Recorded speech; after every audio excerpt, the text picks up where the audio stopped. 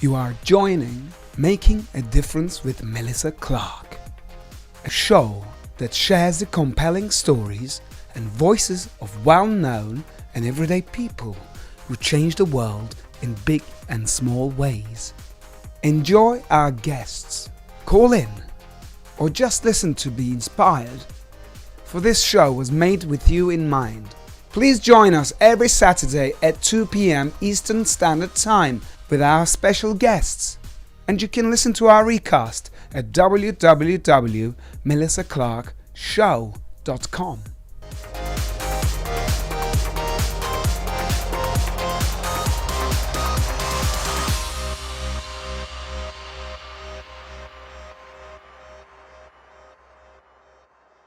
Hi, thank you for tuning in to Making a Difference. I'm Melissa Billy Clark.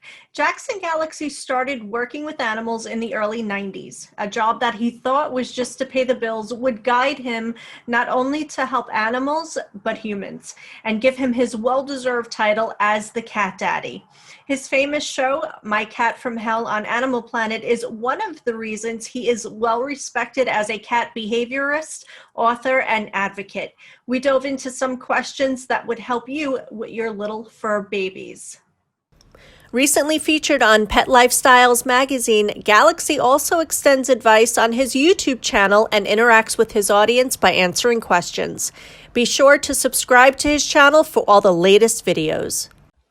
We are so excited to have Jackson Galaxy. I love saying your name. I think you're the most amazing person. You're a fantastic rock star. You do so much in the pet world for people and for cats. How does it feel to help relationships out as well as helping these animals that really need help?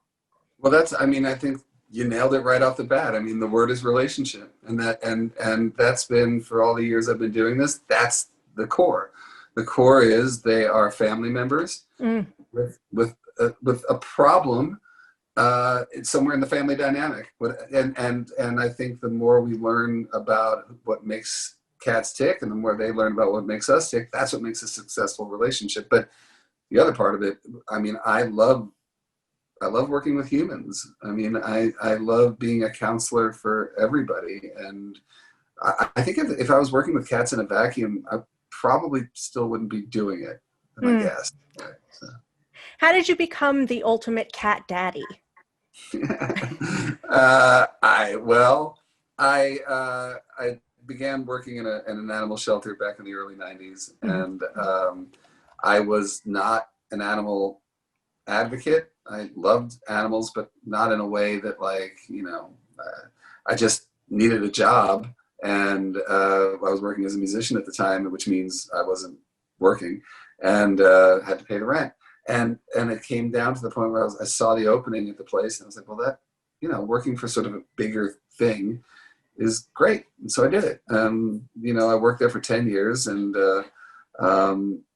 really quickly everybody in the place realized that the cats were just attracted to me.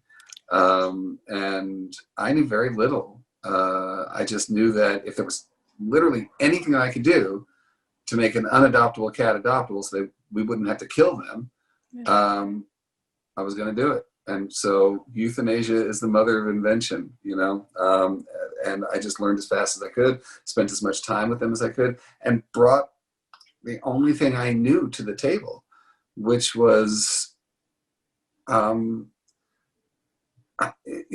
a writer and, a performer and everything, it was really about learning them and being with them and approaching them in the same way that I would a human, but with a different set of mojo fires. And that's really where it started.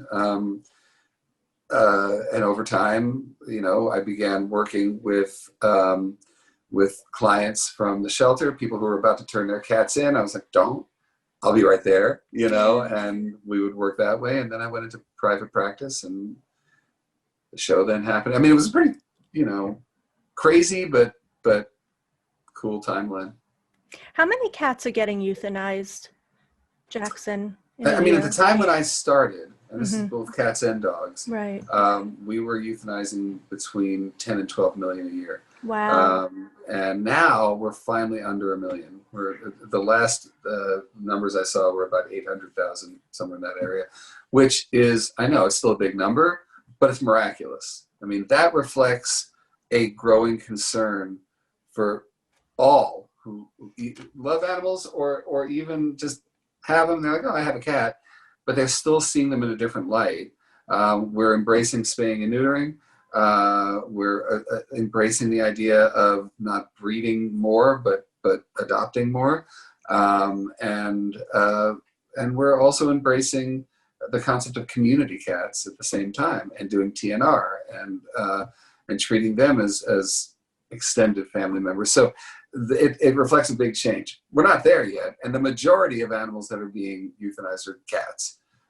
Cats breed more. There are a lot more of them, and they still don't hold the same sort of emotional weight, I would say, as dogs do.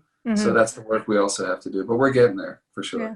Wonderful. Thank you so much for everything that you do. When having a conversation with someone and they say, I'm a dog lover or a cat lover, what's the first thing that you think about them as an individual? I would say that under every I'm a cat person, I'm a dog person is a bipedal person just waiting to come out. And I just push that. I push the presence of both in your lives, because you're missing out. You know what? You're missing out. I hate those studies that say cat people are introverts, dog people are extroverts. There is a piece of that puzzle in all of us that having, I mean, I've got 7 cats and 3 dogs, and I can't imagine life without all of them. What do they do for you, Jackson? Well, they get the groceries, wash the dishes. No, nobody earns their keep in this place. I think that dogs, for me, they do bring out the extrovert. They do bring out that they have to go out. I have to go and walk them 3 times a day. They have to interact with the world in order to be healthy. So we do that.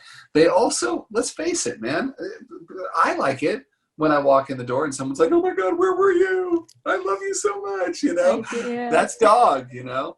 Cat is more of that, you know, it's more of that just quieter relationship. It's more of that, you know, I am with you, but the cool thing is it keeps us in that mind space, because cats are very zen about love. Yeah. They're in the moment. I love you right now. All right, I'm done.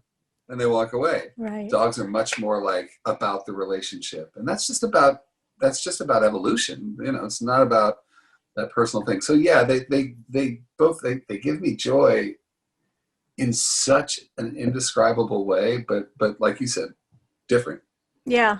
You think it's wise to mix cats and dogs in the same household? Hell yeah. Yeah. Yeah. I mean, listen, you just have to do the same thing that you would do if you had multiple cats, which is make sure the introduction is solid, that you don't just let them work it out, because they won't. Right. I think you just want to make sure that everyone's respecting space, that you make sure, let's say you're bringing in a dog into a cat home, that you're making sure the cats have vertical spaces to go to, so that they're not competing for floor space. But yeah, no, I honestly, when I joke about being bipedal, I mean it. I really think you're missing out if you don't have both in your life. I agree with you. You prefer the word guardian over owner. That shows how much respect you have for cats and dogs. What is the most important? Why is it important for you to teach that to others? Yeah, no, it's a great question. I think the guardian is only a piece of the puzzle. The words that we choose reflect the weight of the relationship in our lives. When we call ourselves owners, we are in turn calling the animals property. And that's a breakdown, right? As long as that, and that is, by the way, reflected in a lot of state and local ordinances, that they are property. So, you know, that it completely diminishes their weight. We have had a horrible time enforcing animal cruelty laws because of that, you know, because they're not seen as being sentient beings in in the eyes of the law. But there's other ways that we can look at them and just choose words. I mean, honestly, and this is just me, and that's because I'm just out there. Yeah. I don't like the word pets. I choose to, in my writing, I'll just call them cat family members or, dog family or animal family members. To me, that's just one of those little things that when I say that, you might go, what? Why the hell is he saying that? Yeah. I'm saying it because I want you to always think about the relationship and thinking of them as family. So guarding was something that happened very early on. I have had copious fun made of me over the years. The first time I did it on the show, yeah, the network was like, yeah, we can't do that. And I was like, well, I can't do the other thing. So what are we going to do about that? Right. But yeah, no, I would have us look, when you talk about your cat and you call them an it, instead of always referring to them as he or she, little things, just little things. And when we choose different words, it affects the balance of the relationship. And that's what I'm looking for. I totally agree with you. I don't like when people say it about an animal. It's a he or a she. It's a girl or a boy. Isn't it funny though, when you're doing a document on Word and it won't let you do it.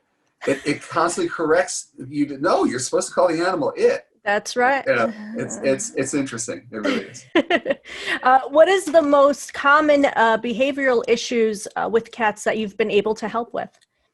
I would say, listen, if it wasn't for cats peeing on stuff and cats, either drawing blood from you or another animal, I wouldn't have a job. That's what floats the boat around here, unfortunately. So it turns into something that I think is, we can pretty much address it. Have I been able to walk away from every client that I've ever worked with or every shelter animal I've ever worked with and had complete success and red bows are, wrapped around everything? No. But I think that the job is to, if you think about it this way, whether it's aggression, whether it's a litter box problem, those things reflect anxiety and fear and a sense of just, my world is out of control. Your animal is suffering as much as your furniture is, and as much as maybe the humans are. Once we start, again, flipping that script and looking at them as family members, if you had a human family member who suddenly started acting out in whatever way that is, antisocially, at home, whatever that is, you would start to address it somehow, and I think we got to, because they're suffering. And right. If we look at it the same way with our animal family, that's what I have found to be the key to the box, so to speak. What about relationships? And this is not on my questionnaire here, but relationships. Like me, I have 2 dogs, and it's very hard for, men want all the attention. And it's like, what am I supposed to do? These are my animals. These are my kids. And they come first. And right now with COVID, we can't go out. So I just actually broke up with somebody because, he's like, well, I need some attention too. I'm like, I do, but I have a new puppy. You have to. So seriously, we broke up because of the puppy. That's right on, man. That's listen. Talk about a litmus test. I would never be able to, and I went through the same thing. I ended relationships for the same reason. That it just, they're my family. If you walked into my relationship and I had a child from another marriage, yes, what would you do? You're not getting enough attention? Goodbye, so good for you. On the profiles, must love dogs or must love pets. Yeah, totally, man. It's okay. And it's not dogs do demand a little more. And that's, I think, that from the cat side, I think something that we tend to maybe fall into, where cats, because they demand less, or the way they demand doesn't make sense to us, right. They fade into the background sometimes. Dogs, we created dogs over all these thousands of years to ask for things in a way that we recognize, to follow our lead and all those things. So they become more like present children. Do you know what I mean? If that makes any sense. Yes. So, hey, goodbye, boyfriend. That's it. Single girl. What is the key design space for cats? And can you explain, I like the bush dweller and the tree dweller. Yeah. Cats own the world, right? When they walk into a room, They don't just see that floor space. They don't see the square footage down here. They see it all. And what I call cat mojo, that sense of confident cat, a big part of that is confident ownership of territory. And the more we build for them, the more they discover what part of the world gives them that mojo. You know, that place I call the confident where. For some cats, it is on the floor, and that's cool. Some cats, it's chair height. Some cats, here, here, here.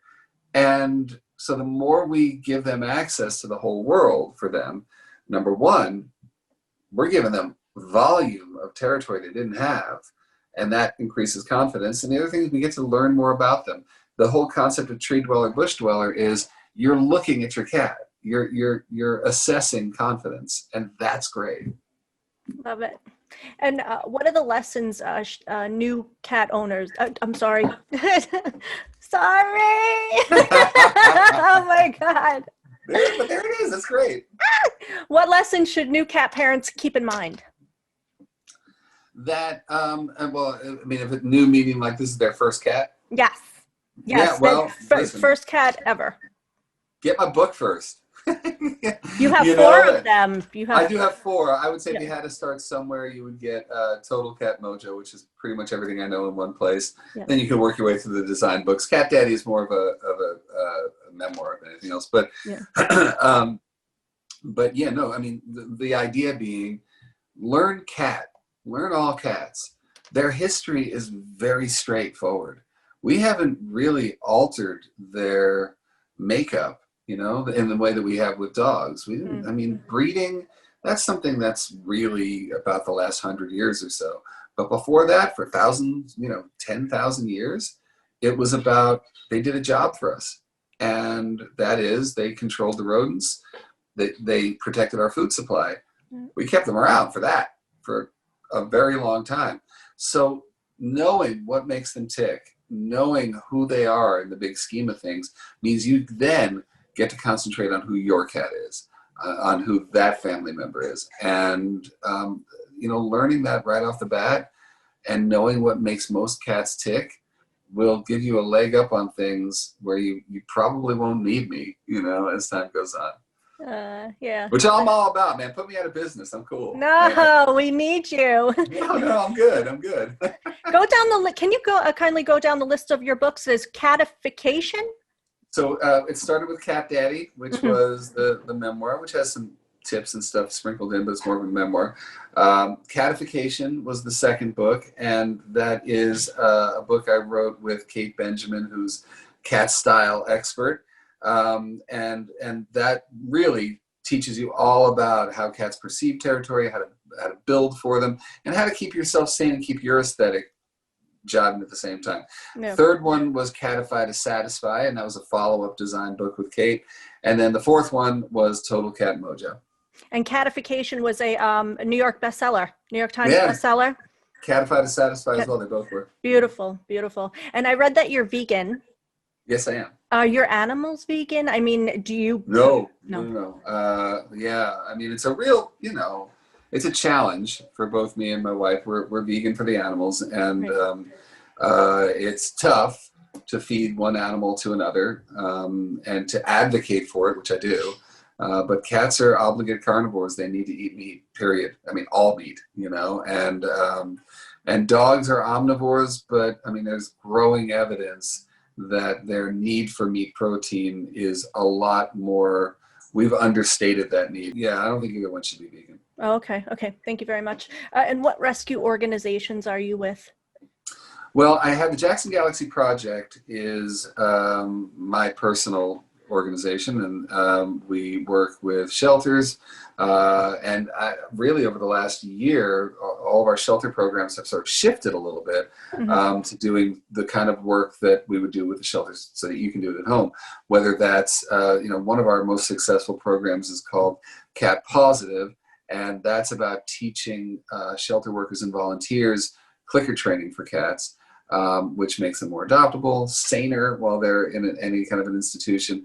And it goes back to the work that I did very early on when I didn't know anything and I was doing sort of dog-based work with cats. It does really help them. We do work around catification. We do work around transport. We are a signature program of a much bigger organization called Greater Good Charities, and an amazing org that is doing just as much for people as for animals and the environment. So it's really, I tried to run a nonprofit for years, and let me tell you something, man, it hurts. It's not an easy thing to do. No. So being folded into Greater Good has been. But other than that, I mean, listen, I've worked with hundreds of organizations around the country. I work on a larger level. Petco Foundation funds Cat Camp, which is our New York-based event, which is now going virtual.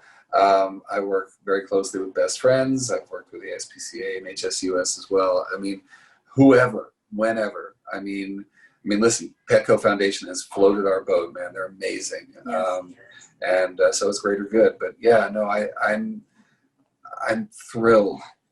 And the other thing is, I mean, I am always going to be a shelter worker. I'm always going to be a rescuer. That's who I am. As much as I'm a New Yorker, I'm a shelter worker, and I might be living in LA, but I'm a New Yorker. So I am thrilled anytime I get to work hands-on with shelter folks, and that's been, in all honesty, it's been the toughest part for me during the pandemic, is not traveling around, not hands-on. It's been painful, and I mean, I know we have to do it, and the shelter folks have been completely overwhelmed by what's happened, but you know, we're coming through it. Yeah, definitely. COVID, a lot of people are giving their animals in, dogs and cats. But you know what's amazing? I gotta say this, and it gives you hope that when we put the word out early on in the pandemic, like, folks, shelters are shutting down. Meaning that they're not taking animals in, and those animals that are there are stuck. We need you to foster. We need you to adopt. Yeah. Bang. People stepped up. I mean, shelters were emptying out. And the trick now is to keep them in those homes. Yes. But we're doing better than we thought we would. Obviously, there's still issues, big issues, that we're going to try to solve this year. But I'm so impressed. Not just with the way that the public stepped up, but with the way that shelters and rescues immediately pivoted and said, how the hell are we going to make this happen? Right. And we did. Contact-free adoptions, virtual adoptions, virtual foster trainings, so that you can go from someone who's interested to a foster parent just like that. It has saved so many lives, and it's really heartening, I guess, is the word. If that is a word, that's what it is. I love it. Thank you, everybody who's out there helping animals. It's very important. Huge animal lover. I grew up with cats, and I have 2 dogs now, and I love them to death. And I appreciate people like yourself who are out there helping. So what are some key points or concerns you want cat parents to know? Just in general, I mean, I think, look, and speaking about this point in time, with most of us spending a lot more time at home than we have before, that has good sides and bad sides for our animals. In a way, it helps to strengthen our relationships. But don't forget, look, just as much as you might be getting stir crazy because you're around family members more than you'd want to be, or that you're used to, right. Your animals feel it as well, and especially cats. And I think it's that time to dig into projects that you might have thought about when it comes to catification, or when it comes to playing with your cats because you never played with them enough. Now's that time to do it, to increase the bond. Because don't forget, it also helps you burn off some steam. It gives you a little bit of focus. It gives your daily routine. That's the biggest thing I'm seeing, because I don't want to see all of these new cat parents have to surrender them because the stress for them is too much. That's easily avoidable. I've got plenty of videos available on my YouTube channel about this. And I would say just dig in, you learn your cat, you learn all cats, and you value the relationship, everything else will fall into place. Right. You think when people start going back to work, that the cats will have, or the animals will have a problem with not Yeah, seeing no, the yes, guardian? that's a great point. Separation anxiety is a big thing, Yeah. and we usually make the mistake of saying, well, only dogs suffer from separation anxiety, which is not true. And the thing I would tell everybody to do, dog or cat parent, if you know you're going back to work, if you know that you're going to be gone 10 hours a day, start dealing with that. And the way you want to deal with it is start slowly, leave the house for an hour, come back, that kind of thing. If your dogs aren't already crate trained, do it. Crate training is great, and cats can be crate trained as well, and it gives them a sense of safety that a lot of times they will tie to you. So that's something else to look at, and just make sure that by the time you go back to work, you have set your work schedule with them. When are meal times? When are play times? When are cuddle times? When is sleep time? Get that done before you go back, and that really helps. And what are the top 3 complaints all cat guardians have? Oh my! I would say one of the top ones is my cat wakes me up in the middle of the night. My cat demands things while I'm sleeping. I can't sleep through the night. That's one of the biggest complaints I get. And again, I've addressed this in detail in videos and in the books. But it's about setting a routine, getting them on a body clock, getting them eating at a specific time every day. I would say one of the biggest issues that I see is that folks free feed their cats. There's food out 24/7, which absolutely shouldn't be. They should be doing what we do, which is we sit down for a meal, we eat the meal, we go on with our lives, that will help get them into a rhythm so they don't wake you up in the middle of the night. So that's one of the biggest ones. The second one is they make a mess with their litter. The third one is they don't like my boyfriend, girlfriend, husband, wife, significant other, friend. But I would say, again, most of these things, the more you know, the less of a big deal it is, I know that you have merchandise on your website. Do you have, I saw an episode where there's a spray can where the cat goes next to it and it goes off. Do you have that on your website? We do. Yeah, we do. That's pretty about cool. As far as I get into the world of, I guess you would call it a negative reinforcer. Yeah. But it really is just a puff of air that comes out. It's a little sound and a puff of air. And it just helps to say no around a certain area. And the biggest thing, and one of the biggest mistakes I think folks make, is that they'll try to discipline their cats and they'll bring out the spray bottle and they'll do whatever. Right. We're being played like a bunch of fiddles, man, and punishing our cats at the same time because all they know is don't do it while the person's around. The second you go, they do. So this is a 24/7 thing. It has an electric eye, that whole thing. And I guess my biggest thing is if you're going to say no to your cat, make sure you're saying yes. What is the yes to the no? We're trying to guide them away from the thing that drives us crazy, but they need whatever it is they're doing it for a reason. So let's find that reason and give them a yes. But yeah, no, we sell that on the website. We have a whole lot of merch available and my toys. Most importantly, I think is, I have a holistic remedy line. Yes, right. I saw that, the drops. Right there, yeah. Jackson Galaxy. Solutions, those are available, as well as the cleaner that I've used on the show for all those years. All there. Definitely head over to Jackson Galaxy's website. It's really cool. So here's the last question from Lorraine from Brooklyn. Why does my 12-week-old male, she's got 2 kittens, they don't wipe their paws after leaving the litter box? Are they supposed to wipe their paws on the rug or something? No. They're supposed to walk away. See, but this is one of those things, though. It's like we get put off by something we think they should be doing. Mm-hmm. And the idea of a cat, wiping their paws, the only reason they would do that is because something's stuck in there. And they'd be like, yeah, get that out, It is a common problem that there's tracking of litter outside litter boxes. But it is, listen, your cats are using the litter box. You should be happy, And if you have to experiment with other litters that track less, there's also that. There's mats that you can get that help to bring out that stuck litter on their paws when they get out of the box. But that's about it. Yeah. Thank you so much. When does your program come on? My Cats from Hell. My Cat from Hell? We're done. We you're did done. 10 seasons and we're done, man. We're working on some new stuff right now. Right now, just concentrating on Jackson Galaxy Project and the YouTube channel and the new book I'm writing, and that's it. Thank you so much for everything that you do for people. You're a true inspiration, and Thank you so much. You make a difference with us. Thank you. Thank you.